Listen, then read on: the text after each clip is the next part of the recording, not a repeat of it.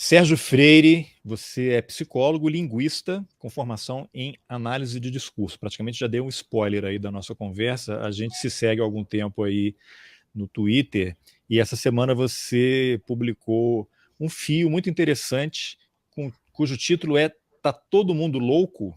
Segue o fio.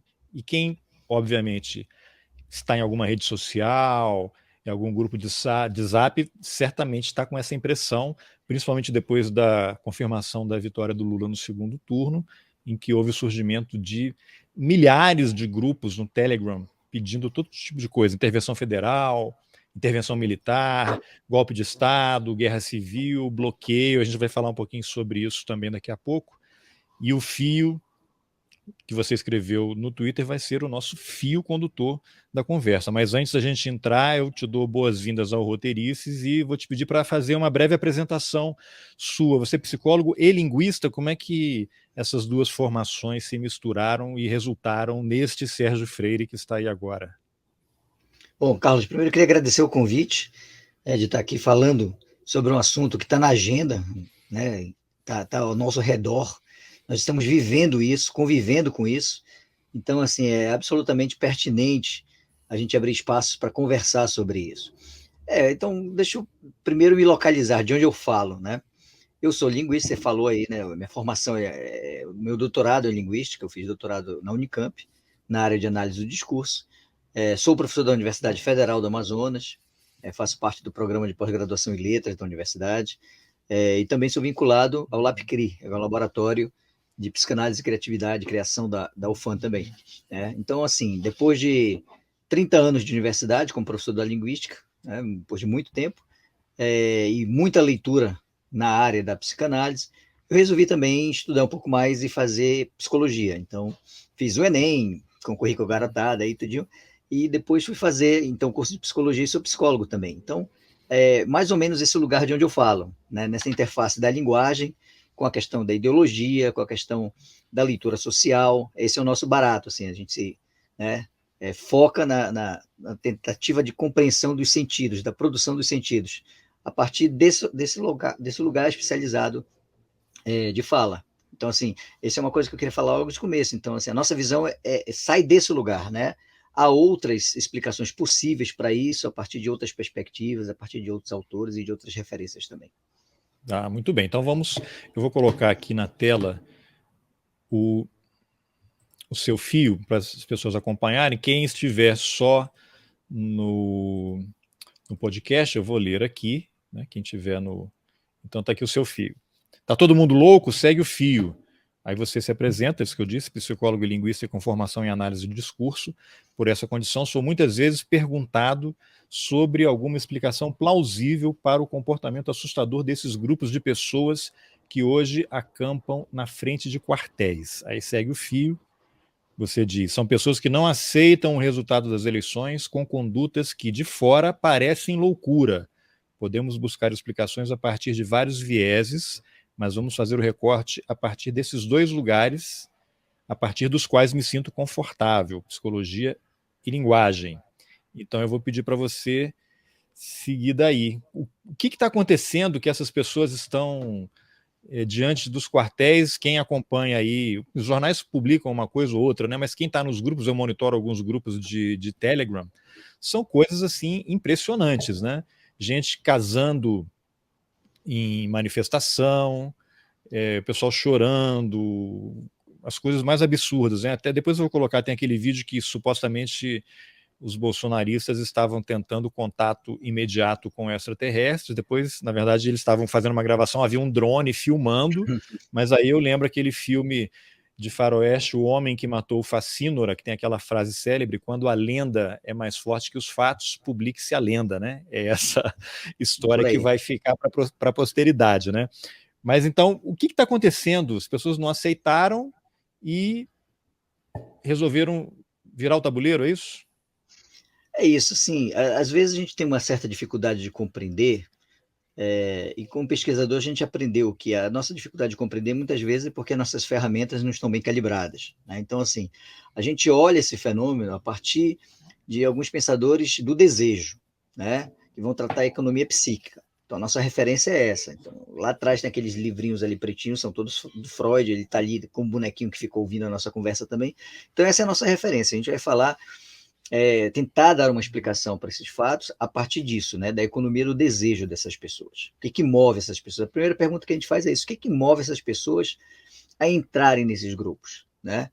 E a gente está falando especificamente do grupo dessas pessoas que estão acampadas em frente de quartéis, etc. e tal, mas a grande parte dessas explicações elas funcionam igualmente para grupos da mesma natureza, né? Então, assim, não é muita novidade o que a gente está falando. É claro que a gente tem as especificidades desse grupo, do cenário brasileiro, enfim, né, do papel da religião, principalmente a religião neopentecostal no Brasil. Então tem um caldeirão aí também que vai trazer uma especificidade, mas o estudo de grupos é algo que não é novo.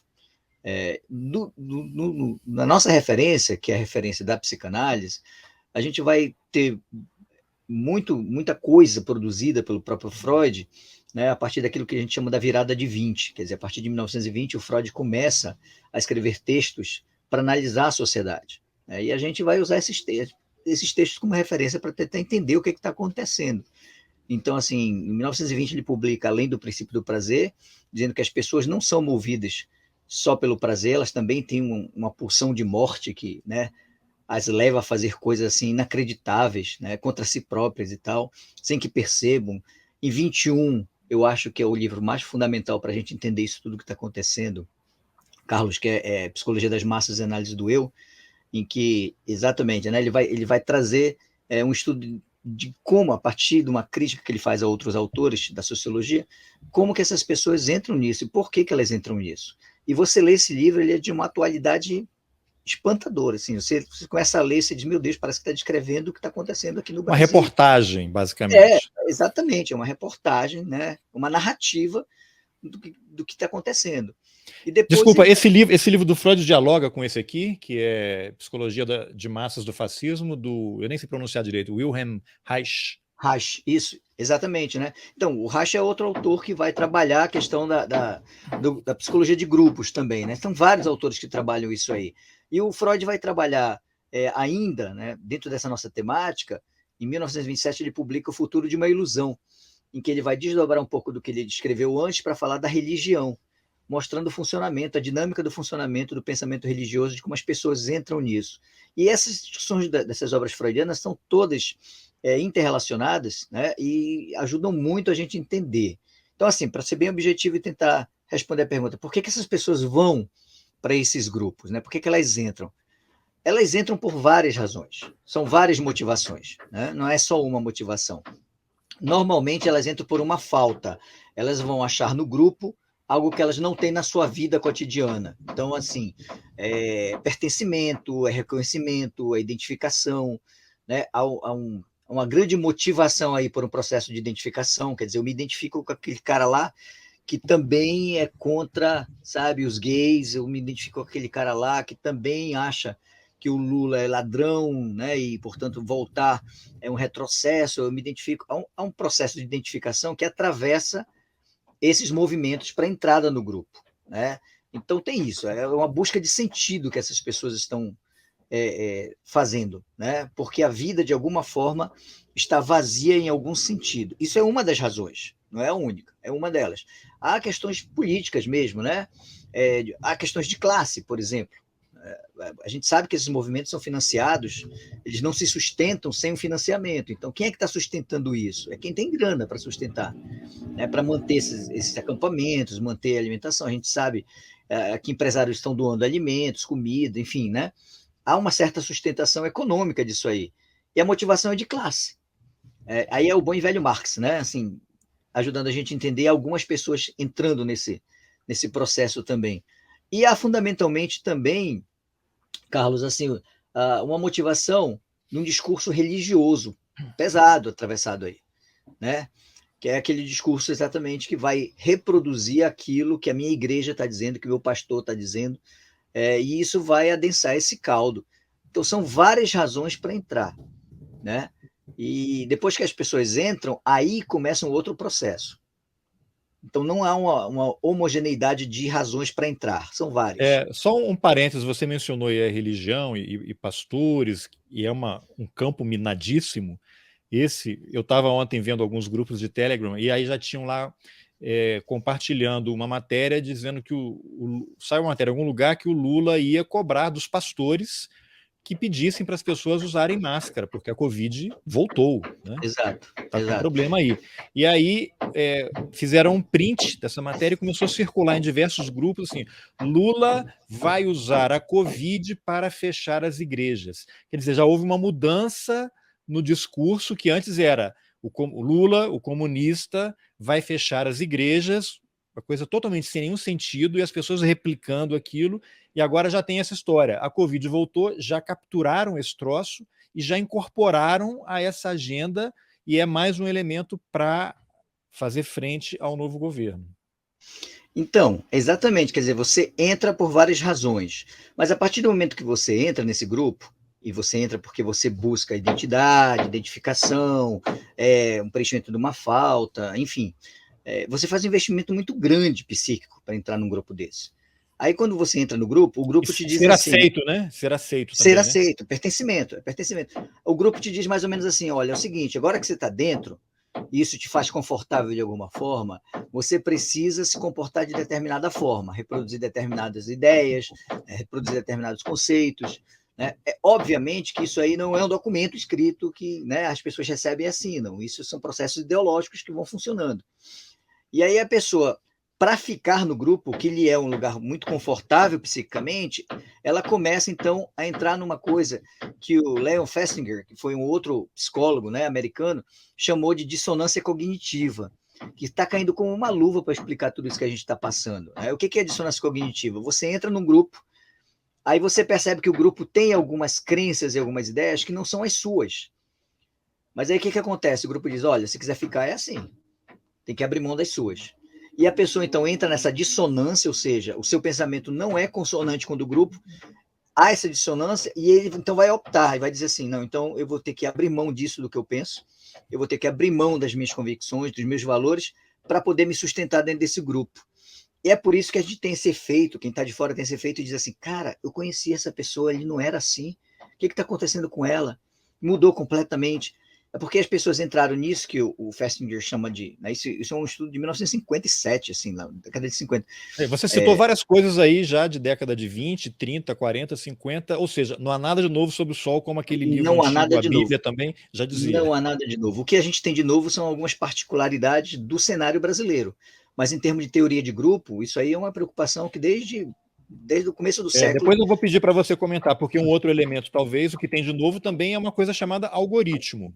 Sim, redes Plataformas, sociais digitais. redes sociais, vamos entrar nisso. Mas eu queria só, Perfeito.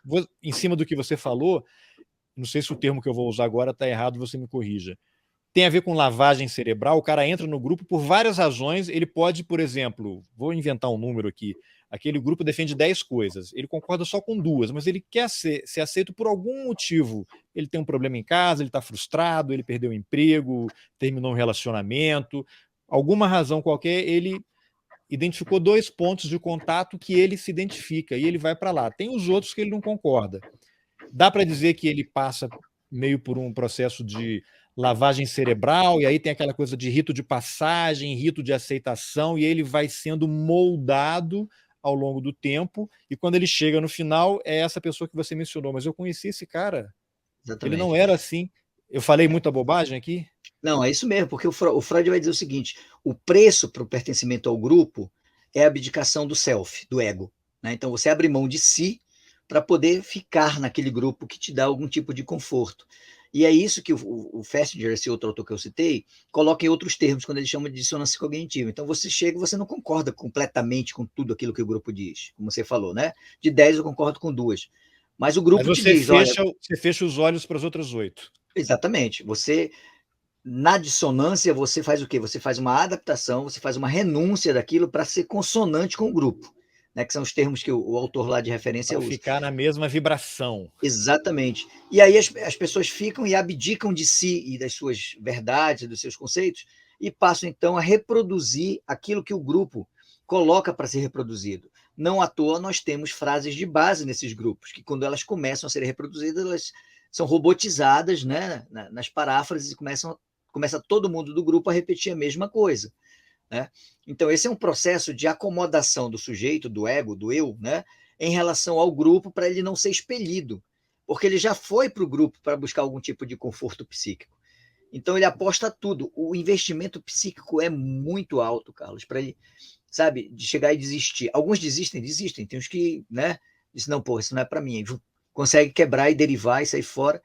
Mas a maioria das pessoas que são motivadas a buscar um grupo por pertencimento, porque de alguma forma a vida psíquica está, né, ruim fora daquele grupo, quando ela chega ali, ela acha o conforto.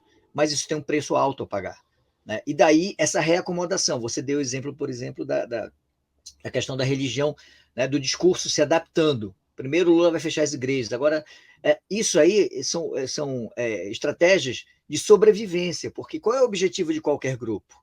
Sobreviver. Então ele vai se adaptando a novas teorias, né, a novas ideias, e isso aí vai te movimentando num processo que a gente na psicologia chama de mecanismo de defesa, que é a racionalização, ou seja, você vai achando razões para que a coisa continue. E essas razões, elas são totalmente, elas estão acima das questões factuais, das verdades factuais. Isso é interessante, né? Porque quando a gente vai vendo esses grupos, esses que eu estou monitorando, por exemplo, e todo mundo deve ter visto isso, né? Saiu o resultado, Lula venceu, o TSE reconheceu, imediatamente surgiram milhares de grupos no Telegram dizendo que não vão aceitar, Lula não vai ser diplomado, não vai subir a rampa, defendendo guerra civil, defendendo um monte de barbaridade. E aí você vê, obviamente, claramente, alguns atores que ficam alimentando, jogando algum fio de esperança para que as pessoas não desistam. Aí começaram os bloqueios, o Supremo e o TSE estão atuando, multando, mas hoje mesmo eu já vi que tem vários bloqueios em vários lugares, Campinas, principalmente ali, chegada de aeroportos.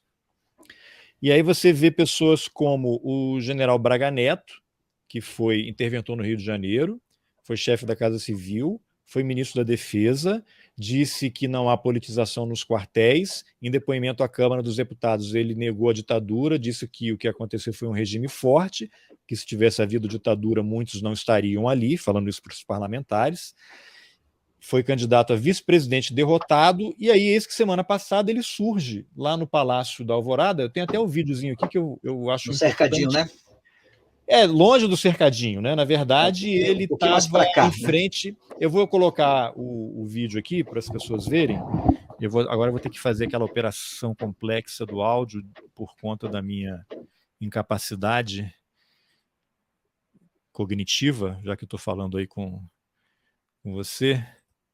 E aí vou compartilhar a tela aqui, que é um vídeo, enquanto isso eu explico. Ele foi ao Palácio da Alvorada se reunir com o Bolsonaro. Na saída, ele foi conversar com um grupo de manifestantes ali com camisas com bandeira do Brasil, gente que está acampada em frente ao QG lá do Exército. Aí havia no cercadinho alguns jornalistas que começaram a fazer pergunta de longe, e ele disse que não ia falar e tal, e conversa com as pessoas. Mas eu vou colocar aqui, que aí vocês vão poder ver. Tá aí o Braga Neto. Um prazer, general. O presidente tá bem. Não vou falar com a imprensa, não. Tá preocupado com ele. Não, que? E aí? Fake!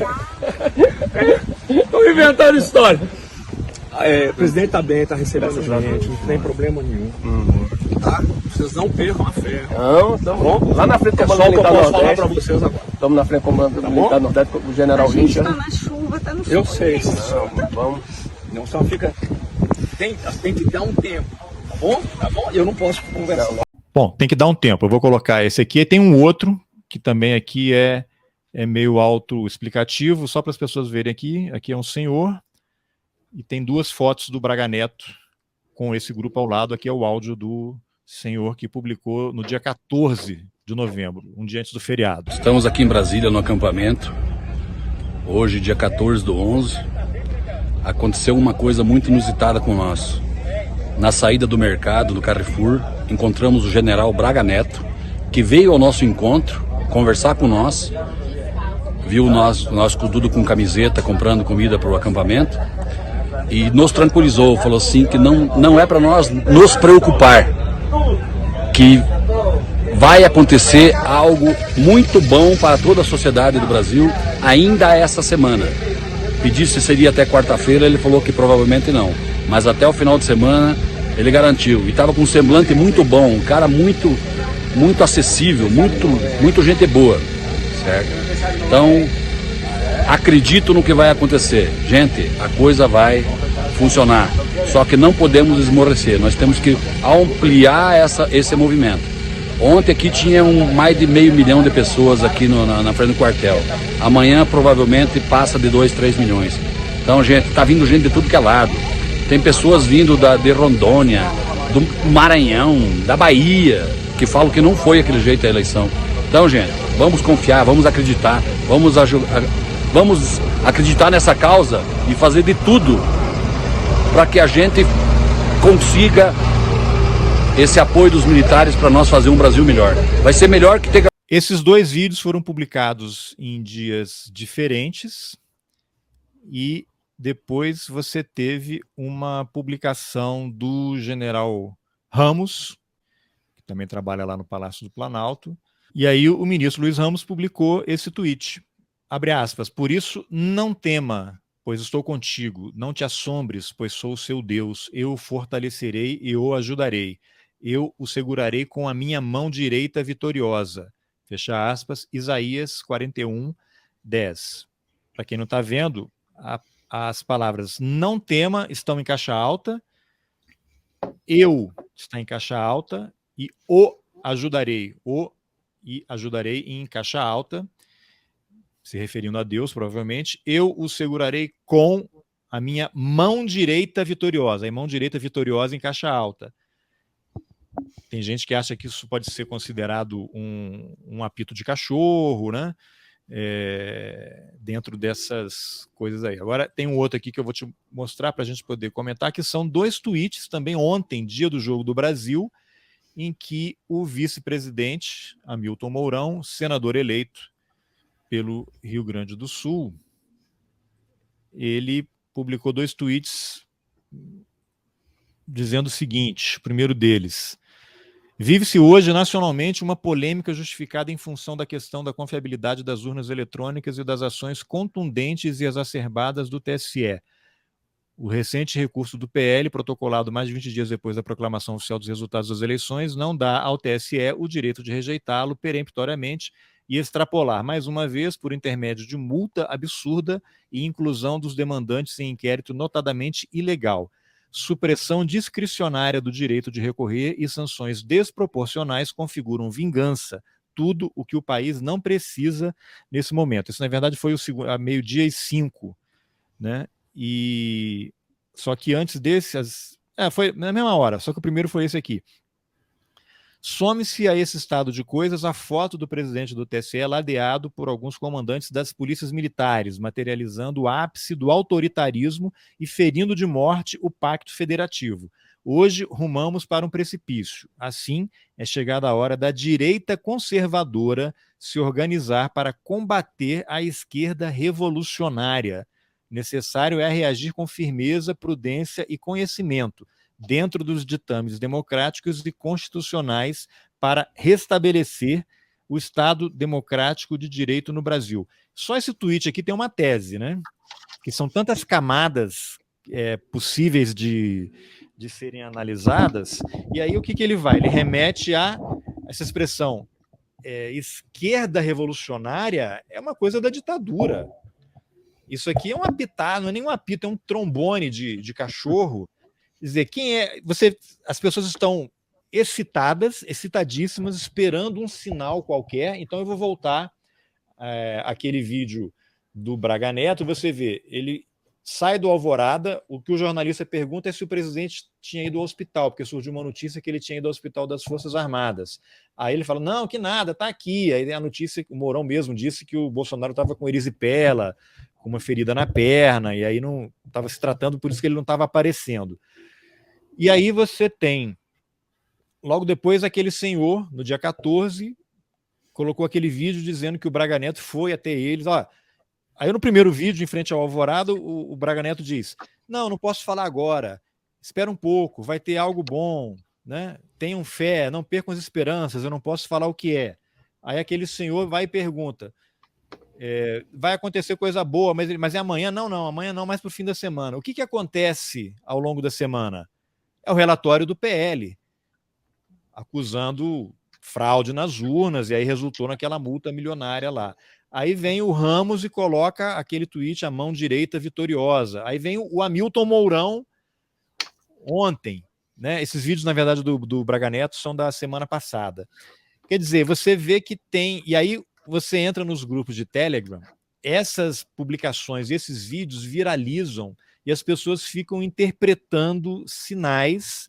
Ontem, no dia do jogo, tem uma nota de Bolsonaro TV no Twitter, que eles colocaram uma foto de satélite do setor militar urbano, onde fica o QG do Exército aqui em Brasília, com 24 girassóis, né? Aí as pessoas começaram a interpretar, não, hoje é dia 24, são 24 girassóis, então amanhã é dia 25, nós somos os girassóis que estamos ali naquele local e temos que fazer a revolução. Aí começa, cara, eu não sei, uma alucinação coletiva, uma catarse. Então, o que se percebe não é uma coisa de gente que está ali nesses grupos de Telegram, existe uma coordenação, existe um disparo e tem esses militares divulgando, instigando. Eu não sei, o Mourão, agora que o Bolsonaro perdeu, ele é senador eleito, ele quer se capitalizar para ser o candidato a presidente em 2026, ele agora vai tentar herdar esse pessoal todo.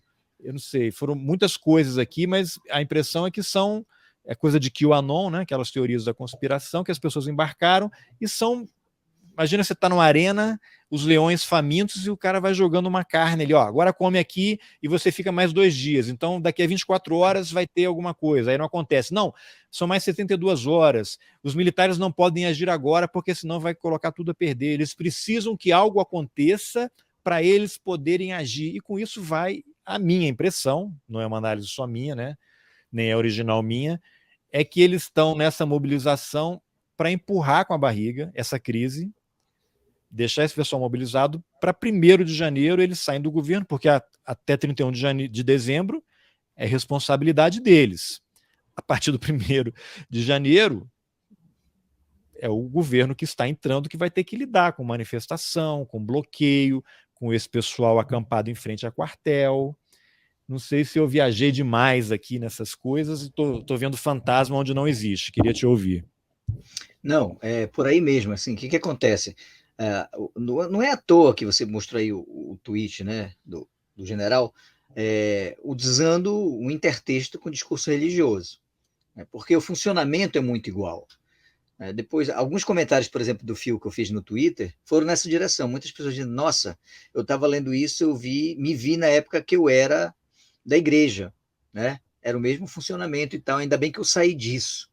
Então, assim, muitas pessoas comentaram isso, Carlos, assim, nesse sentido. Então, por quê? Porque o funcionamento é muito parecido com o funcionamento do discurso religioso, né? Então, as pessoas acharam, na figura do Bolsonaro, que ascendeu politicamente por uma série de cenários aí, né, enfim, das passeatas contra Dilma, né, a prisão do Lula, aquela coisa toda, a construção toda do imaginário do nós contra eles, do comunismo, aquela coisa resgatando o nacionalismo e tal. Então, a gente teve todo esse cenário que construiu a possibilidade do Bolsonaro, um deputado do baixo clero, assim, sem nenhuma tradição, todo mundo sabia quem era o Bolsonaro, não é novidade nenhuma o que ele fez, o que ele falava agora como presidente.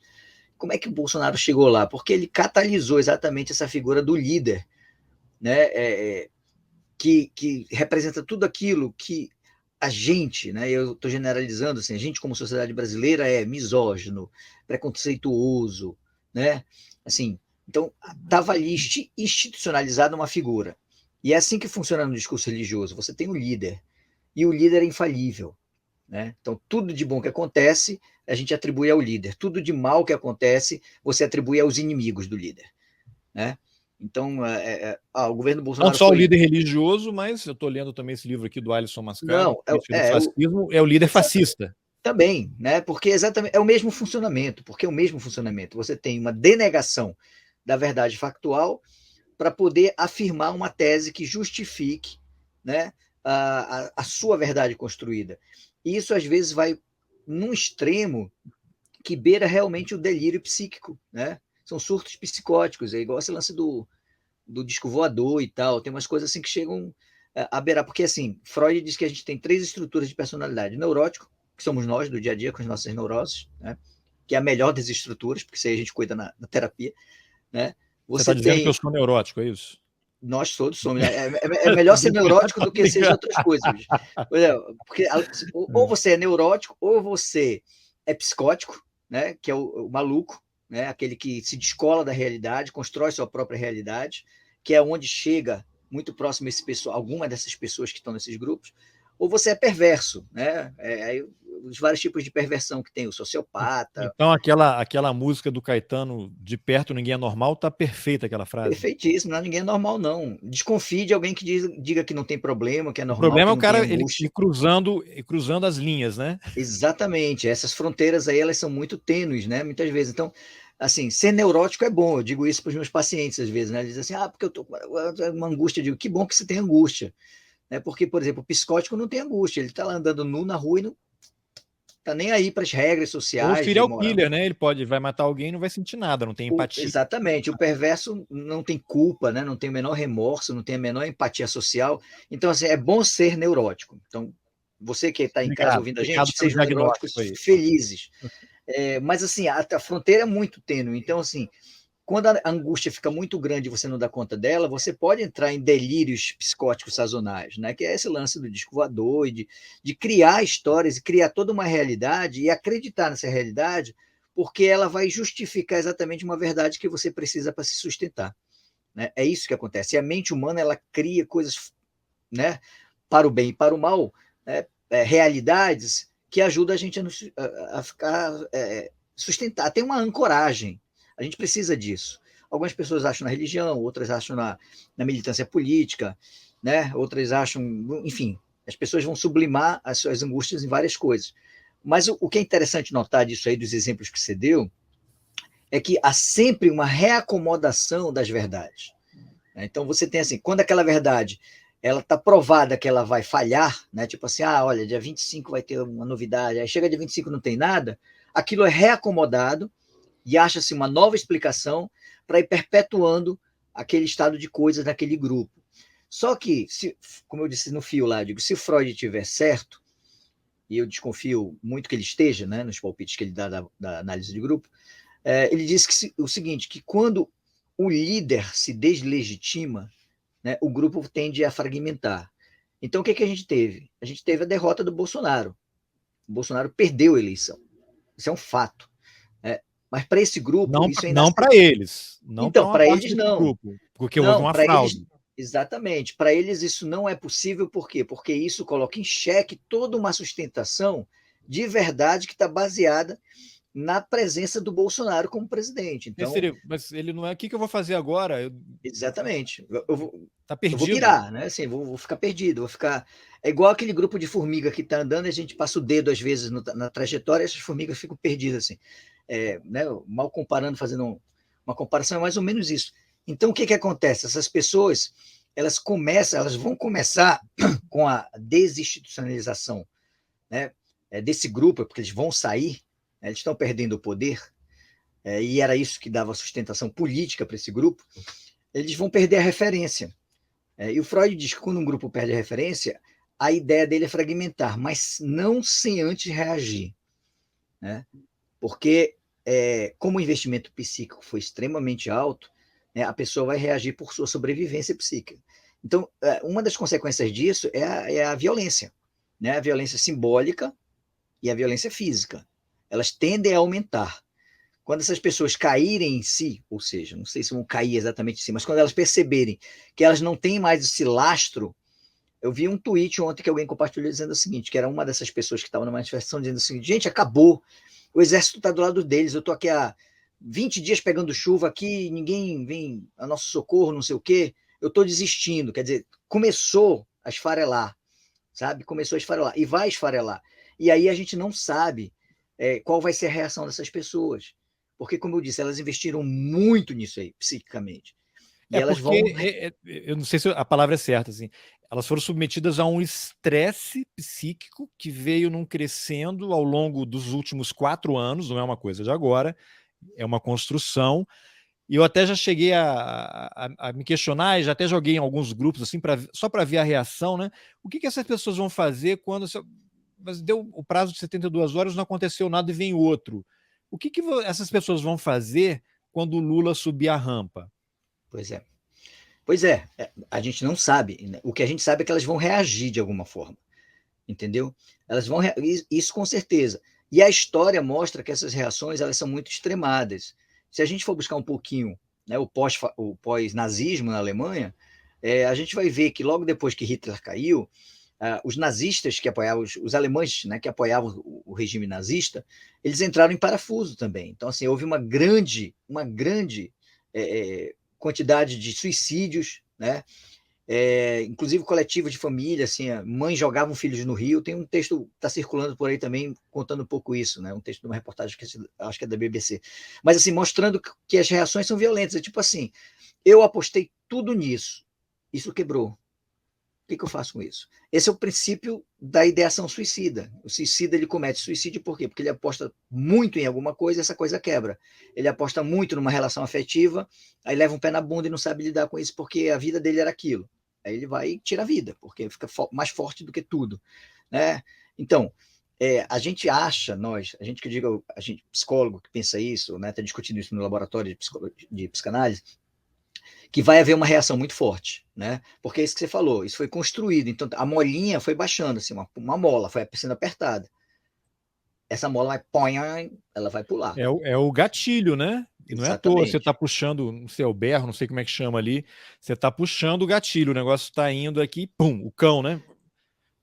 E essa reação vai ser violenta, isso a gente sabe. Então a gente precisa, assim, estar muito atento a isso, né? A gente que eu digo somos nós que temos uma preocupação social, temos uma empatia social, né, com essas pessoas, nos preocupamos com o sistema de suporte de saúde, né? Nós somos psicólogos, então a gente está preocupado com isso. A gente vai ser extremamente demandado, não por essas pessoas em si, porque elas não vão procurar psicólogo, elas acham que elas não precisam disso, né? Mas assim, a sua rede de... o alcoólatra que acha que não é alcoólatra. Exatamente. Isso fica assim invisível para a pessoa, né? Fica Enquanto ele não transparente se para ela. convencer e tomar a decisão de buscar ajuda, não há Não vai nada que funcionar. alguém possa fazer. Daí, aí alguém pergunta assim, professor, mas qual é a saída disso? Eu disse, eu não sei, mas assim, uma coisa é certa, né? De novo, usando a teoria Cara, ainda bem como que você falou, referência. não sei, porque se você dissesse que tinha, eu já ia encerrar a entrevista aqui. Significa que Não, você é um neurótico não sei. normal. Exatamente, assim, a gente não sabe o que vai acontecer e nem qual é a saída. Uma coisa é o seguinte, Freud aponta que as pessoas entram no grupo, né, por uma questão pulsional de desejo, libidinal, né? Assim, é uma coisa muito forte. E a única forma de sair desse tipo de situação, e aí ele é extremamente poético quando ele fala disso, isso é o afeto, é o amor.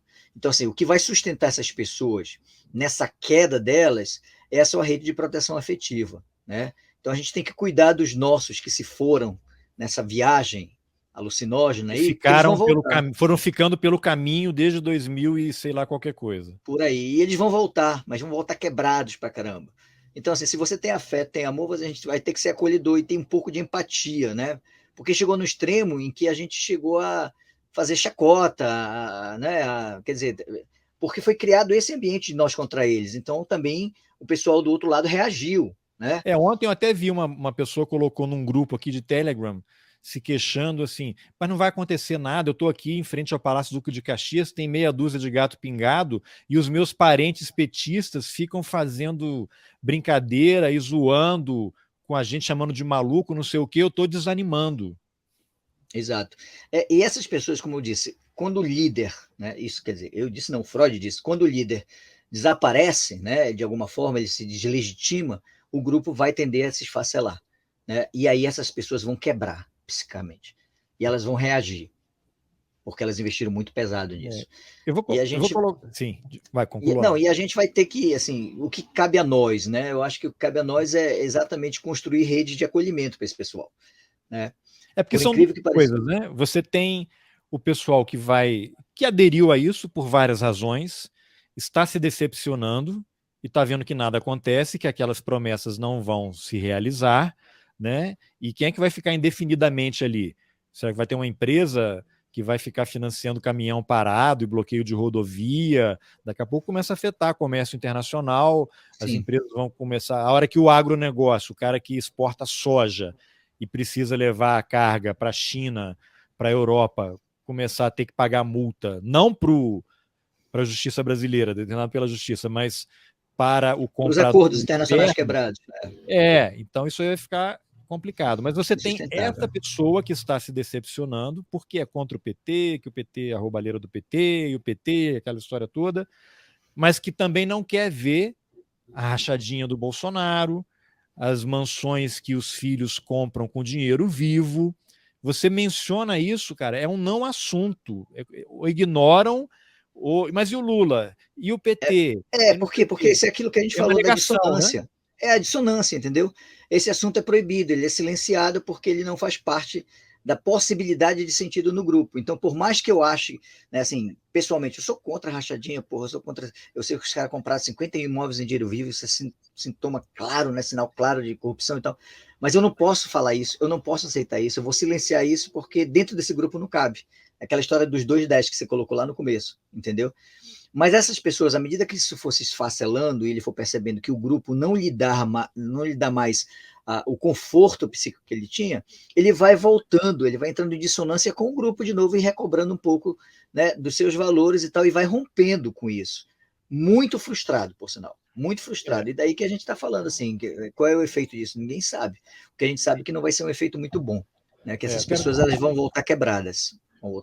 Aí tem outro tipo que eu vou falar daqui a pouco, mas antes eu quero mostrar esse vídeo. Esse casal aqui, eu não sei como é que ele vai voltar, né? Isso aqui estava num dos grupos de Telegram.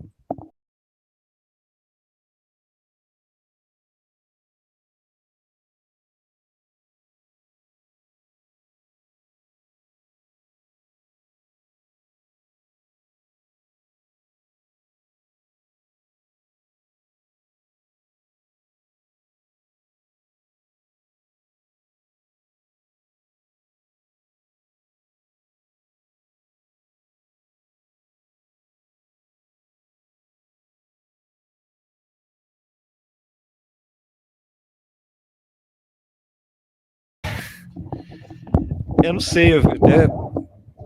Vai ser daqui a 9 meses teremos o primeiro filho do golpe? É muito complicado, mas você percebe assim nesses atos como, né, esses espaços eles mimetizam o sagrado, né? Então assim, em vez de casar na igreja, eu vou casar ali naquele espaço que é o que eu tenho de mais sagrado. Então é esse o recado de sentido que a gente interpreta, entendeu? Como analista de discurso, é perceber o seguinte: para a gente o que interessa é saber o seguinte: como é que essas pessoas estão significando tais coisas? Esse espaço do grupo é o melhor espaço do mundo. É o espaço onde as coisas são verdadeiras, onde as pessoas são iguais a mim, né? Onde eu não tenho sofrimento ali dentro daquele grupo, porque todo mundo sabe e entende o que eu estou dizendo.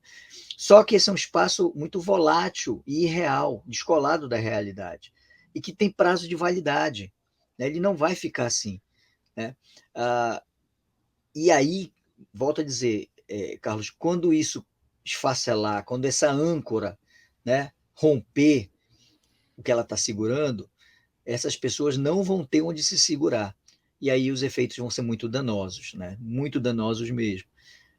Agora, e é um discurso, assim, também classificando, né, na tipologia discursiva que a gente tem 3 tipos de discurso. A gente tem o discurso lúdico, que é o discurso da mesa de bar, que ninguém está disputando verdades, assim, né, enfim.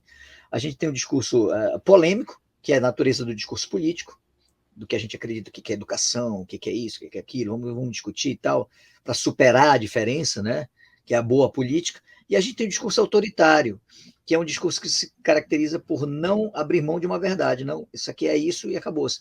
E dentro dos discursos autoritários, como exemplo, a gente tem o discurso do exército, né, que você não discute a hierarquia. Você tem o discurso religioso, que é extremamente autoritário. Não, o que Deus disse, não tem negociação. Ah, isso é pecado. Não, vamos discutir se é pecado. Não, não, bicho, é pecado, né? Então, discursos autoritários são discursos que não permitem a reversão de verdade, de sentido. E esse é um discurso extremamente autoritário, o discurso desses grupos, porque não há um outro sentido possível, a não ser aquele que circula lá dentro. Então, tudo aquilo que chega, que contradiz, que contraria as verdades desse grupo, não, isso é coisa de comunista, não, isso é invenção, não, isso é perseguição do Supremo, não, o coronavírus foi uma invenção da China, né, para atrapalhar o mandato do Bolsonaro. Quer dizer, a gente ouve coisas assim extremamente absurdas, totalmente descoladas da realidade, porque é um discurso impermeável à sua própria verdade. Esse é o funcionamento. Mas nenhum grupo, nenhum discurso, isso é histórico, se sustenta eternamente. Então ele começa a quebrar, ele começa a vazar, ele começa a dissolver, né? As bordas começam a ficar mais maleáveis, e aí começam a sair e começam a entrar outras ideias e outras verdades que vão acabar fazendo com que o indivíduo que está lá dentro acabe se desidentificando, não mais silenciando as suas verdades em nome de um grupo, mas começar a recuperar essas suas verdades individuais e não, mas eu não concordo muito com isso, não, mas eu acho que o exército está do lado deles, cara, não está do nosso lado. Aí começam, então, a relativizar isso ao ponto de começar a esfacelar isso e fazer com que essas pessoas, então, se dissolvam como grupo e, obviamente, vão procurar outras coisas para sublimar suas angústias, né? Em outros grupos, vão voltar para a religião, né? Ou vão chutar um balde com tudo isso e vou dizer, não falo mais de política, eu não quero sair, vou sair da igreja. Enfim, são formas muito diferenciadas de reagir a isso. Fato que a gente está vendo é o seguinte: esse grupo está estressado no seu limite, está perdendo a legitimidade, a sustentação política, porque há um esvaziamento dessa institucionalização do poder político que sustenta esse grupo. Isso é fato, né? O Lula ganhou, embora eles não aceitem isso, mas é um fato. E isso está fazendo com que essas verdades que são cotidianamente refeitas, né, e capilarizadas pelas redes sociais, né, pelo Telegram, pelo WhatsApp, enfim, por esses grupos do digital, né, isso vai fazer com que essas coisas, daqui a pouco, não tenham mais ressonância no próprio grupo. Isso é fato. Agora, quanto tempo isso? Qual o efeito disso? Quais as consequências? Como é que esse povo vai reagir? Também não sabe.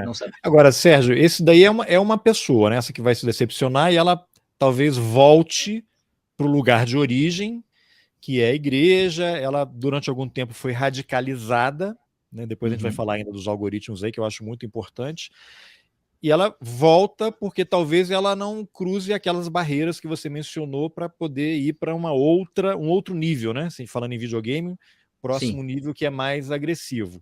Esse é um tipo de pessoa. E hoje as pessoas não leem mais jornal. Conheço um monte de gente que, quando eu conhecia há 10, 15 anos, lia jornal, revista, livro, hoje vive dentro de um grupo de WhatsApp e de Telegram, e ali é o que vale. Eu já cheguei a publicar uma matéria do Globo num desses grupos de Telegram, com aquele vídeo do pai tentando passar no bloqueio com o filho que tinha que fazer uma cirurgia nos olhos e não conseguiu, só conseguiu depois. Mas eu fui atacado, assim, porque era uma coisa da Globo. Não joga isso aqui, ninguém assina a Globo, você não pode colocar isso aqui, não sei o quê, ninguém quer ver coisa da Globo. Mas não é uma coisa da Globo, é um vídeo, é um fato. Não interessa, eu não vi, não quero ver. Dizer as pessoas, mas o cara está impedindo. Isso daí é realmente ser patriota, impedir um pai de levar o filho ao hospital para que ele não fique cego. As pessoas não querem saber, sublimaram isso daí. Pode acontecer qualquer crime, até tem um ou outro assim, injustiças sempre acontecem nesses momentos de tensão e não sei o quê, dá aquela passada de pano, né, a relativizada e tal.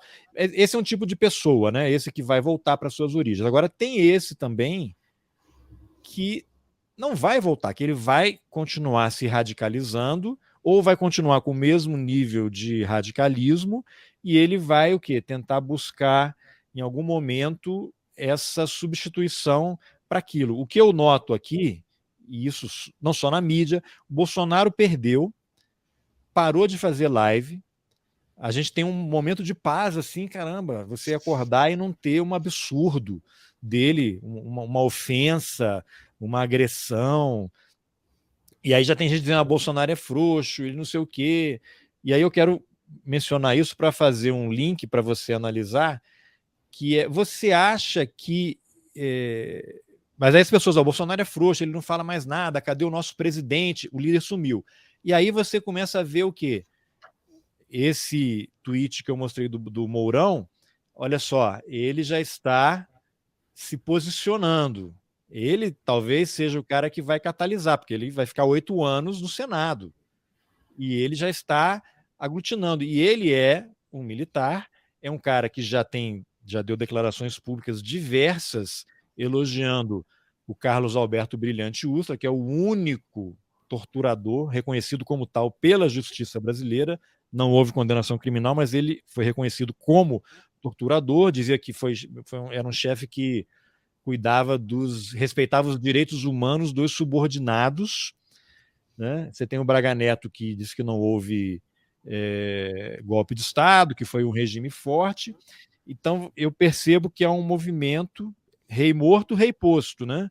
Bolsonaro já vai desaparecendo, tem o Mourão, outras figuras que vão ocupando esse espaço, e aí tem um debate grande também em relação a o Bolsonaro é que botou as Forças Armadas no bolso, ou os militares é que, diante de uma série de situações, desde a Comissão Nacional da Verdade, que aí eles não aceitam aquilo, né? Eles não aceitam aquilo, e ali acho que foi um dos momentos que eles entraram de fato nessa articulação para derrubar a Dilma e dar finalmente o golpe. Tweets do Vilas Boas. Então você tem um vídeo que está nas redes, eu já divulguei várias vezes aí, em vários episódios que eu fiz, do Bolsonaro fazendo discurso, lançando a campanha dele a presidente dentro da AMAN, numa cerimônia de formatura. Em 2014, Bolsonaro, que foi proibido de entrar em instalações militares durante anos. E como é que em 2014, de repente, muda tudo e ele vai e lança a campanha, sem ninguém saber? E aí logo depois você tem quem era o ministro da Defesa ali, Aldo Rebelo. Como é que o ministro da Defesa permite isso? E ele deu uma entrevista dizendo que isso não aconteceu, sendo que há um vídeo mostrando o Bolsonaro, e o Bolsonaro passou aí todos os anos, não só da AMAN, Polícia Militar, Polícia Federal, Polícia Rodoviária Federal, ele foi montando essa rede de apoio. E ele agora perdeu, né, quase ganhou, quase ganhou, né? Não sei se ele ganharia, mas enfim, foi uma diferença pequena que está dando margem a esse questionamento todo. E aí você tem esses militares que não vão embora. Eles não vão embora, eles estão aí, e tanto que esses discursos aí do Mourão também, né? Finalmente a direita conservadora está aí, isso aí é um grande chamado. E você tem os adeptos que já estão nos grupos. Bolsonaro já não aparece, agora é a coisa, é Forças Armadas, SOS Forças Armadas, aí, e há ordens, assim, elas são replicadas em diversos grupos. Não usem intervenção militar, é intervenção federal. Então você vai havendo um ajuste permanente, né, com essas coisas, e você tem esses militares que estão, eu acho, operando essa máquina. Não sei também se é uma viagem, não sei se você já chegou a fazer uma reflexão. Não, olha, o Bolsonaro que controlou Forças Armadas, ou ele foi operado pelos militares? A gente está falando aqui que há um esvaziamento da autoridade do Bolsonaro, né? Isso está sendo vivido por esse grupo, inclusive, né? Alguns chamam ele de frouxo, cadê o presidente? Cadê que não se pronuncia claramente em nossa defesa e tal? E não há vácuo no poder, essa frase clássica que a gente sempre fala, né? Então, assim, tem gente já de olho nessa herança política desse grupo. Só que eu acho, sabe, Carlos, também, assim, que a gente precisa entender um pouco da conjuntura política brasileira, né? Porque uma vez eu fui secretário de Educação aqui em Manaus, e uma vez conversando com o prefeito, à época, que era o prefeito, era o Serafim Correia, né? Do PSB, ele falou assim, a gente estava falando de umas coisas, e teve uma frase que ele falou que eu achei muito interessante, né, que depois eu já ouvi outras vezes, isso foi em 2005, 2006, já faz algum tempo, mas ele disse assim, olha só, a eleição é domingo, se o prefeito que está concorrendo à reeleição não ganhar, na segunda-feira já servem café frio para ele, né? O moço do cafezinho já vai servir café, por quê? Porque é exatamente isso, do rei morto, rei posto, que a gente está colocando, e aí a gente precisa olhar um pouco para trás, né, na própria dinâmica da política brasileira, e perceber, por exemplo, né, que o que deu sustentação para esse grupo aí que está lá na frente ainda dos quartéis insistindo e tal? As Forças Armadas, esse discurso, né, que não é são todas as Forças Armadas, é um grupo principalmente de militares da reserva, né, que se pronunciam, enfim.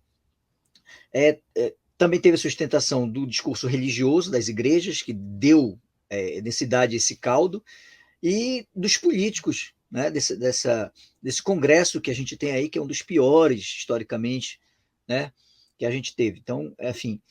Mas o que acontece? A gente conhecendo um pouquinho a história, a gente sabe o seguinte, que os grupos religiosos, eles sempre estão à beira do poder. Então, assim, o Lula vai assumir e eles já vão migrar também, como sempre fizeram, né? Boa parte deles vai recompor essa relação de força com o governo,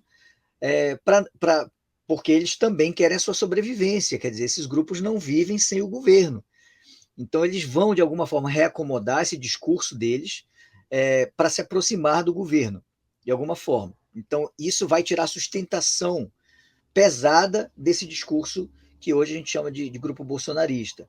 E a outra coisa, a gente sabe também como é que funciona a política do Centrão. Quer dizer, o Centrão também ele caminha de acordo, né, com o cenário político. Então, daqui a pouco o Centrão está lá colado, já está colado. Porque primeiro, assim, o pronunciamento do Lira, por exemplo, né, logo depois da eleição do Lula, foi um claro aceno, né, dizer assim, não, já era, estamos aqui desse lado agora.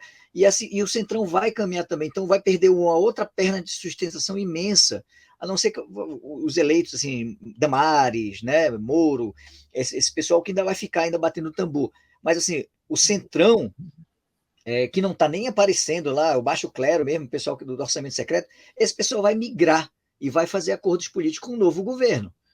Então, assim, desse tripé que hoje sustenta esse discurso bolsonarista, que é as Forças Armadas, eu digo parte dela, não é toda, né, a religião, com as igrejas, principalmente as igrejas neopentecostais, e os políticos do Centrão, desse tripé aí, duas pernas vão cair. Né? Então, assim, se o Mourão vai chegar e está se propondo a assumir a herança desse povo, mas ele vai assumir no outro cenário, sem a sustentação institucional, porque não vai ter um presidente que hoje tem, né, que deu essa sustentação, sem um discurso reverberante aí de Bia Kicis, desse pessoal, né, da Zambelli e tal, porque esse pessoal vai continuar batendo tambor, mas não vai ter a repercussão que tem hoje, porque hoje tem o lastro do governo federal, vai ficar residual, né? E sem a religião, sem esses políticos, vai ficar só essa parte do exército, que são generais da reserva aí também. Então vai se enfraquecer, o cenário vai ser outro. Não vai ser o mesmo. O Mourão, por mais que ele se proponha a assumir esse lugar de herdeiro, de figura catalisadora, ele vai assumir isso num outro cenário político, numa outra conjuntura. Você chegou a fazer alguma análise em relação ao papel da mídia nisso? Porque uma coisa é você abrir espaço para uma reportagem em que você está apresentando fatos, e aí você tem um Bolsonaro falando os maiores absurdos, e você, durante muito tempo, né, agora mudou um pouquinho, depois vai ter umas recaídas, ele fala um monte de mentira, aí o jornal vai e reproduz uma coisa laudatória. Né? Eu sempre lembro de um episódio lá do New York Times em que um senador republicano, o jornal publicou um artigo dele, o Trump ainda era o presidente, cheio de mentira, e o editor de opinião, acho que estava de folga, aí mas enfim, a cadeia de comando foi autorizado, e houve uma rebelião no próprio jornal, os repórteres, os jornalistas ficaram furiosos porque não é possível o jornal abrir as suas páginas para um cara contar um monte de mentira, de fake news, de coisas distorcidas, um jornal do porte do The New York Times. E o editor foi demitido, de opinião. Né? Ele pediu demissão, né? Aquela coisa arranjada. Sim. Depois teve um outro veículo que fez uma matéria, uma análise, eu acho, em cima desse caso, e o título era o jornalista não tem que publicar os dois lados quando um dos lados é o fascismo. Você tem que entrevistar, você tem que ouvir as pessoas, mas o que você vai publicar não pode ser uma simples reprodução. Então, o que eu vejo aí, não vou ficar citando nomes aqui, mas em vários veículos, abrir espaço para artigo de Cássia Kiss. As pessoas estão defendendo o golpe, as pessoas estão numa desses níveis aí que você acabou de mencionar, que não faz sentido você dar espaço em nome de um falso pluralismo, pluralidade, uma coisa assim, porque Não dá, você está soltando a coleira do fascismo e depois você não consegue botar a coleira de volta nesse pessoal. Então, aí você tem uma série de generais aí da reserva ou que estão no governo e você fica publicando, o cara dizendo que não houve ditadura. Você não tem que publicar, você tem que dizer que o cara mentiu e que houve ditadura. Você não pode deixar 20 linhas, 50 linhas do cara falando o que quiser, colocar o vídeo dele sem contextualizar. Então eu me questiono, eu sou jornalista. Uhum.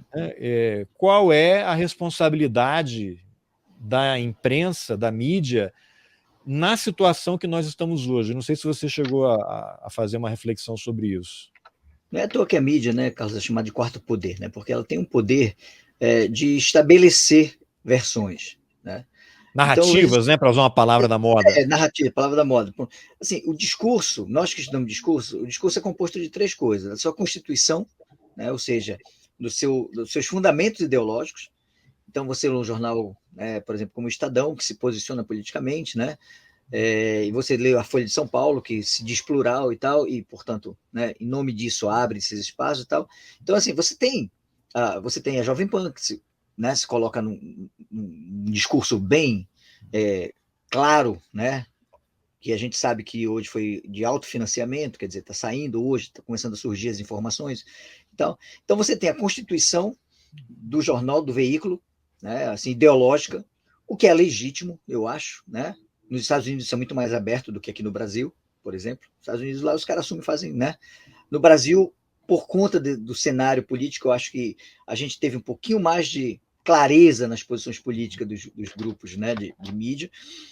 Mas a gente tem também, além dessa constituição ideológica, posicional dos meios de comunicação, a gente tem o processo de formulação, que é imensamente importante. Como é que você formula a coisa?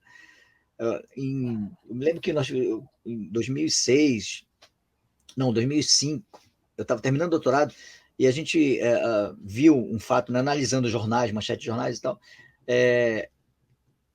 Era 2004. Não, minto. O presidente era o Fernando Henrique, era isso que é a informação importante. O Fernando Henrique era presidente e ele lançou um programa no Ministério da Educação que buscava alfabetizar os semiáridos, os analfabetos do semiárido baiano. Então, assim, mas não tinha grana para todo mundo, né? Para todo o contingente de analfabetos. Então, assim, o programa ia atingir tipo 60% dos analfabetos, né? Essa era a meta do programa. E um jornal, né, disse assim: o governo Fernando Henrique lança programa de alfabetização que vai atingir 60% dos analfabetos do semiárido baiano. O outro jornal disse assim: governo Fernando Henrique deixa de fora 40% da população analfabeta. Parece paráfrase, né? Dizer a mesma coisa de forma diferente, mas não é. Não há escolha aleatória de linguagem. A formulação é extremamente importante para você estabelecer verdade. Quando você diz assim, o MST invadiu uma nova fazenda no Pontal do Paranapanema, a escolha de invadir já se posiciona ideologicamente, porque quem invade é quem é fora da lei, quem não deveria fazer aquilo, né? Você tira toda a questão política do movimento e criminaliza pela escolha de uma palavra. Então você tem assim, a Constituição, você tem a formulação e você tem a circulação, como isso circula, né? Veja só, em nome dessa pluralidade, vou dar um exemplo concreto aqui. Saiu ontem o resultado do Prêmio Jabuti. É o Prêmio de Literatura. Eu vi, vamos ver se é a mesma coisa que eu vi. Porra, cara, aí várias categorias. Eu fui jurado do Prêmio Jabuti esse ano, né? Eu tive o privilégio de ser convidado para ser jurado na área de Ciências Humanas. Mas aí, na área de biografias, eu acho que isso estava no Twitter hoje rolando, né? Assim, quem ganhou foi o Laurentino, né? E a Folha fez a manchete, não sei se você viu a manchete que a Folha fez, né? Quer dizer... Vou até colocar aqui, vou procurar aqui enquanto você vai diz falando. assim, Laurentino Gomes ganhou o Prêmio Jabuti e a biografia do Lula perdeu. Na verdade, o título foi assim, Laurentino derrota biografia de Lula. Você entende? Quer dizer, isso é formulação, né? E a circulação. Então, isso vai criando um caldo, né, de interpretação, de sentido, para o leitor que está acessando aquilo.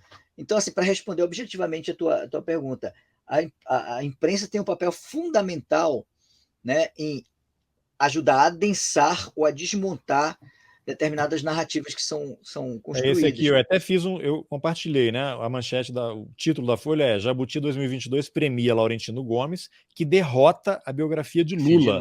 Exato. Aí eu até fiz assim, mas derrotou só do Lula, não tinha outros participantes? Ele não derrotou todo mundo, não foi o único escolhido, né? Você vê que é uma coisa muito específica. Pois é disso que a gente fala em termos de formulação, porque quem faz análise de discurso é pela formulação, é pela materialidade linguística, pela língua que de fato se fala e se escreve, é que você vai chegar nos processos ideológicos, entendeu? Então, assim, você olha uma manchete dessa e diz, pô, quer dizer, tanta coisa para noticiar do Jabuti, né? E os caras estão focando em construir um negócio assim, de colocar, né, o Lula no lugar de derrotado, uma narrativa de colocar no lugar de derrotado, de algo que não tem que ter credibilidade, que não deve ser valorizado e tal. É o efeito que fica, né? Então a gente tem, claro, né, a realidade é muito complexa. A gente falou aqui desse grupo bolsonarista, do que sustenta isso. A gente falou, olha, é um poder institucionalizado na figura do Bolsonaro, que está acabando, né, porque ele não foi eleito. A questão das Forças Armadas, né, a questão da religião, a questão dos políticos lá do Centrão e tal. Mas são outras coisas também que estão nesse fio aí, né, nessa complexidade, ajudando a esse discurso a se perpetuar, ou num processo de reacomodação política, daqui a pouco fazendo com que ele não seja mais relevante. Né? Isso é correlação de força, isso é do jogo político. A gente está falando de político não só em política partidária, mas da polis, né? Da cidade, como a cidade se organiza, como os grupos se organizam, como a gente vai lutar contra coisas que a gente não acredita, né? Que sejam dignas para o grupo social, né, que atenda uma maioria, que seja mais inclusiva. Então, esse jogo político, ele vai existir, ele deve existir, porque é essa política boa, é a política da superação da diferença. Quer dizer, você pensa diferente de mim, então vamos sentar aqui, vamos discutir o que a gente chega, qual é o acordo que a gente chega para a gente, como sociedade, avançar um pouquinho, né, incluir o maior número de pessoas nessa nossa decisão, embora a gente pense diferente. Então, a política da superação é a que a gente deseja, porque o que a gente está vendo nesses últimos tempos é uma política da supressão do outro. Né? Se o outro discorda de mim, eu apago o outro, eu silencio o outro, inclusive fisicamente, né? Como no caso da LGBTfobia, eu vou até feminicídio. Colocar enfim. Na tela também aqui um outro... Eu fiz até um tweet hoje mais cedo, o que foi tirado de um dos grupos de Telegram aqui que eu acompanho, que é isso aqui, ó. Eu até apaguei aqui o endereço lá para não ficar divulgando, mas está escrito aqui Grupo Patriotas, né? Para quem está só no podcast, é um print de um desses grupos do Telegram, que tem agora, na hora que eu fiz o print, 282 membros, mas isso cresce a todo momento. Na verdade, isso aqui é um grupo reserva, né? E aí você vê aqui embaixo, aqui tem outro grupo reserva. Aí tem as regras do grupo, que é: não pode fake news, não pode spam, proibido petista e esquerdista. Violadas as regras, o usuário será banido. Lembre de compartilhar nosso grupo com outros patriotas. Aí aqui embaixo, como é o print, mas são links para outro grupo reserva, episódios da Brasil Paralelo, que é essa produtora especializada em vídeos negacionistas e revisionistas, canal Patriota, que é um outro canal aqui no Telegram, e tem um Instagram dos patriotas. Então, todo dia, e aí eu vou colocar aqui uma outra imagem na tela, que é a do Telegram também, em que eu acompanho vários grupos. E aí, ao longo do dia, cadê aqui? Telegram. Ao longo do dia, eles vão publicando nas páginas coisas desse tipo que eu acabei de mostrar. Mas assim, o nosso grupo vai ser desativado meia-noite. Aí vem uma série de links para outros grupos reservas, porque a hora que aquele cair, está todo mundo já em outro. Então são milhares de grupos com milhares de pessoas em cada um desses grupos compartilhando. Aí aqui, ó, uma mensagem, ó, tem que parar tudo, virar o caos, só assim para virar algo. Né? Aí, ó, Forças Armadas... Não foi o povo, foi fraude, globolixo, Aí tem textos, aí tem links, ó, se lutar com liberdade é difícil, imagine sem ela. Ataques pesadíssimos ao Alexandre de Moraes, aí eles chamam o Alexandre de Moraes de cabeça de ovo. E aí tem umas imagens que é um ovo quebrado no chão, todo espalhado, e aí assim, imagine que delícia quando isso acontecer, fazendo referência a assassinar o Alexandre de Moraes, né? A patriotas de direita, tem coisa de religião, ou ficar a pátria livre ou morrer pelo Brasil, né? Aí tem assim o sistema, e tem coisas religiosas também, ó, a resistência civil, tem o chat dos patriotas, tem aqui notícias, quer ver, tem um aqui, ó, SOS Forças Armadas, né? A católicos patriotas, tem evangélicos patriotas, evangélicos de direita, né? Esse aqui tem 1079, esse aqui tem 1312, ó, Liberdade, esse aqui tem 800 e pouco, 28, aí tem aqui, ó, 110, aí eles vão criando, as pessoas vão entrando, começa pequenininho, quando a quantidade de gente entrando nos grupos, ó, isso tudo é gente que acabou de entrar, né? Aí tem, ó, as marchas, tem imagem de bloqueio em rodovia, então você tem, ó, esse grupo aqui que eu entrei, ó, ele foi bloqueado no Brasil até o dia 20 de dezembro por decisão do TSE. Aí o TSE bloqueia já tem outros 30. Então, se não houver algum tipo de regulamentação, porque não é o TSE que vai ter que ficar fazendo isso, é o Telegram, a plataforma, só que para a plataforma não interessa, porque isso aqui eles estão minerando, pegando informação de todo mundo que está ali, e estão vendendo, estão ganhando dinheiro e fazendo um monte de coisa. Então, aí eu queria até te perguntar também, você tem a questão do algoritmo, desde aquele documentário lá, O Dilema das Redes, que explica muito bem como é que isso funciona, né? Você tem uma série de podcasts lá do New York Times também, chamado a Toca do Coelho, né? O Buraco do Coelho, The Rabbit Hole, em que eles mostram como é que a radicalização acontece. Aí tem desde uma explicação como é que o algoritmo funciona, e eles entrevistam o cara do YouTube, que é um francês que criou aquele mecanismo que faz o vídeo rodar um atrás do outro. Antes você acabava um vídeo, você tinha que procurar outra coisa, agora não. O algoritmo busca, ele usa o exemplo clássico do vídeo do gatinho. Você gosta de gatinho, você está vendo um vídeo de gatinho fofinho. Quando aquele vídeo acaba, aparece outro vídeo de gatinho. Só que o gatinho que aparece, ele tem que ser mais fofinho do que o gatinho fofinho anterior, senão você vai embora.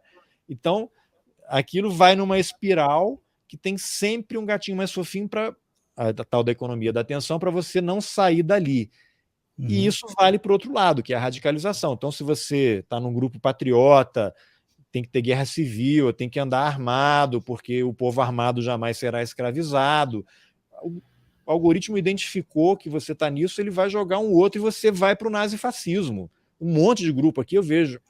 Tem gente nesses grupos que colocam links, assim, aí você entra, tem aquela Vaporwave, né, que é aquela técnica que era um movimento artístico que foi meio capturado pela extrema-direita, e começa a mensagem. Aí você tem lá vídeos muito rápidos, que aí você, quando eu já fiz isso, né, você vai devagarinho, você tem um frame lá que é o pessoal fazendo a saudação nazista, você tem o sol negro, é um frame, você não está percebendo, mas o teu cérebro está recebendo tudo. Né? Como é que você lida com essa história do algoritmo? Porque você tem tudo bem, o pessoal alguns vão se desiludir, isso aqui não vai dar em nada e tal, só que essa coisa é viciante, né? Aí você publica uma coisa, as pessoas curtem, você quer mais.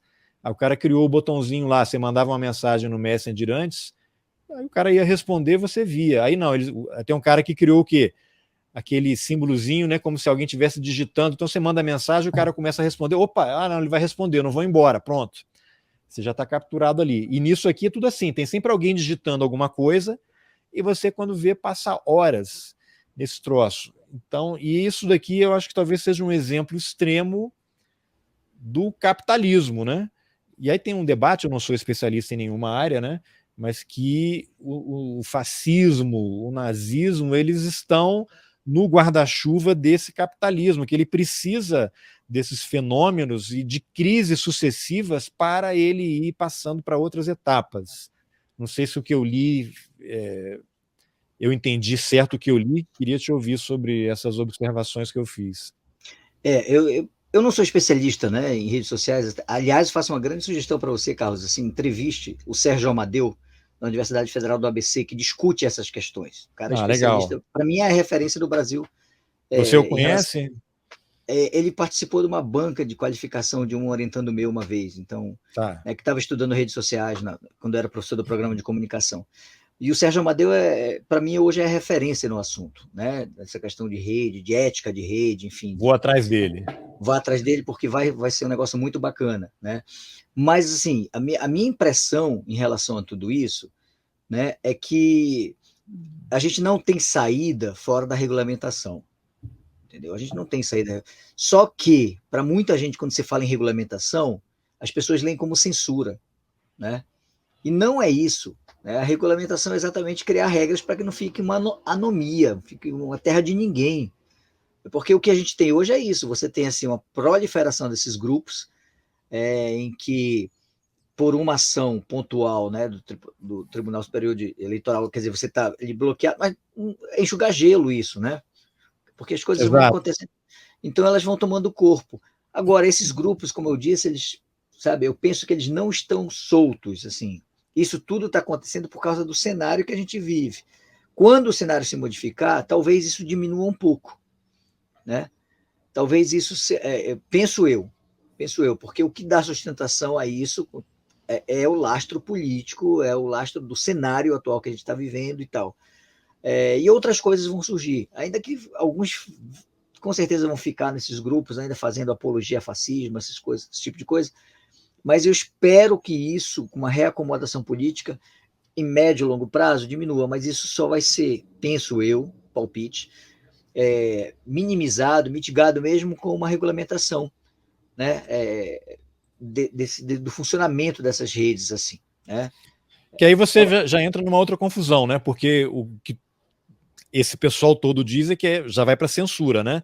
Exato. É censura, é a ditadura, né? Você fala Exato. em regulamentação, porque discurso de ódio, para eles, é liberdade de expressão. E se você faz uma crítica, você é bloqueado. Fui expulso de vários grupos aqui. Exatamente. Por apresentar um fato, você é bloqueado. Eles te banem do grupo. Por isso que a gente tem que discutir exatamente, né, esses sentidos, porque a linguagem é muito legal por isso, a linguagem é simbólica. Então, quando você fala em regulamentação, tem gente que entende que isso é uma forma de organizar para conter os excessos, né, que são nocivos à sociedade, e tem gente que entende que é censura. E aí a gente vai para o pau da discussão política. A gente precisa democraticamente criar fóruns para discutir tudo isso e tal, e ouvir as pessoas que estão, de fato, trabalhando com isso, pesquisando isso, né, levantando empiricamente dados e tudo. E daí, de novo, eu reforço a minha sugestão para se conversar com o Sérgio Amadeu, que eu acho que é a pessoa ideal para falar sobre isso. Outra pessoa também que eu recomendo, que estou para fazer uma entrevista com ela, que é a Letícia Cesarino, que é uma antropóloga da Universidade Federal de Santa Catarina. Ela tem esse livro aqui, O Mundo do Avesso, né? Verdade e Política na Era Digital, em que ela faz uma análise desse ecossistema da vida. Ela vai a Darwin, ela circula, transita por vários campos aí das ciências sociais para poder tentar explicar o que está acontecendo. Coisas simples, mas como elas têm um impacto muito grande na vida das pessoas. Se você colocar assim, lá no Google Translator, né, você coloca assim, the nurse helped the doctor. Ele vai traduzir assim, a enfermeira ajudou o médico. Parece uma tradução legal, ok, beleza. Mas por que a enfermeira ajudou o médico e não o enfermeira ajudou a médica? Né? Já que o inglês não marca o gênero. Por que traduziu assim? Quer dizer, por que o lugar da enfermeira... O algoritmo já tem um viés, o cara que escreveu o algoritmo. Porque não é, se você diz assim, no algoritmo tudo 1 e 0. Sim, mas a programação é feita por sujeitos ideológicos. Essa que é a grande questão, eu acho que é a grande discussão, entendeu? A gente não pode deixar isso ficar transparente. Tem que ter uma ética do funcionamento desses algoritmos também. E a gente precisa discutir, ampliar essa discussão, né, trazendo especialistas em linguagem, em programação, em ética, em filosofia. Assim, é um negócio realmente muito transdisciplinar, porque o assunto é complexo, mas é extremamente necessário e urgente. Tá, então, para a gente encerrar aqui, eu vou te fazer essa pergunta muito simples, né? Onde é que isso vai parar? Você já disse aí que não tem resposta, né? Mas dentro da sua área de conhecimento, em algum momento o Lula vai assumir, né? O Lula assume e vai ter um corte. Eu acho que talvez haja um grupo que vá se radicalizar, vai ter uns caras aí que vão Protestar. dar tiro, vão matar alguém, vão tentar invadir alguma coisa. Não sei, para você fechar aí uma análise final. Então, para a gente fechar, né, por onde a gente começou, falando desse pessoal que entrou de cabeça nisso, a única coisa que a gente sabe é que eles vão voltar quebrados de tudo isso, quando isso não tiver mais sustentação. E o cenário aponta exatamente para essa perda de sustentação. Perda de sustentação política, perda de sustentação pela religião, porque esses grupos vão se reacomodar ao poder, a nova configuração ao novo governo.